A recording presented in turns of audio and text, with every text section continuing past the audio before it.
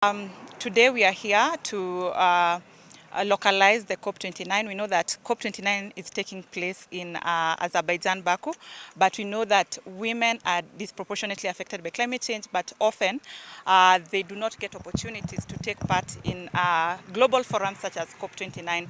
So we decided to bring women from Siaya and Homa Bay together to ensure that they actually realize what is going on in Baku and ensure that they are able to voice their issues, those issues that affect them in the community. We know how floods came and how droughts have affected women especially, and we just wanted them to voice these issues to ensure that these issues are able to reach decision makers. Our director, we hope that he'll be able to go to Baku, and as he goes there, we hope that he'll be able to amplify the voices of these grassroots women and ensure that their issues are taken into account in the negotiation processes. We as women of Homa Bay County, we are being affected by climate change, and in many cases we suffer most. As you can remember, this year 2024 there was a lot of rainfall, of which our farms were swept away, our homes were swept away, and even our children could not go to school. There is no food. We really suffered most, and even up to now some of us do not have where they can have shelter.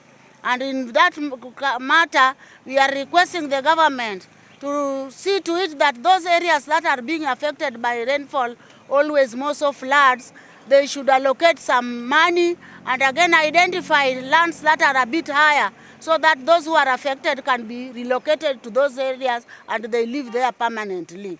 The local and the national government know that women are able, and we have the ideas and solutions to the problems that are climate change related within our communities.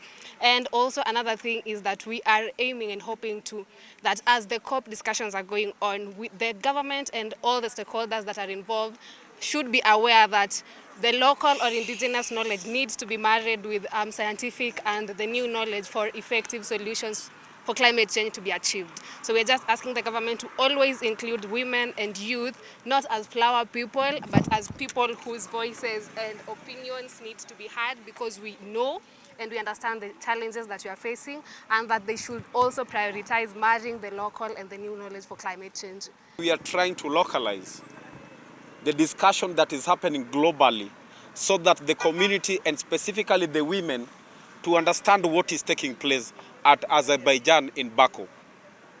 The other thing is we are requesting that a lot of discussions has been happening. This is COP29, and we've had several other COP apart from also African Climate Summit. But the key thing is after these discussions, the communities don't understand what really took place. So it is high time that we need to create platforms where we need to popularize and localize this information so that the communities can own these processes.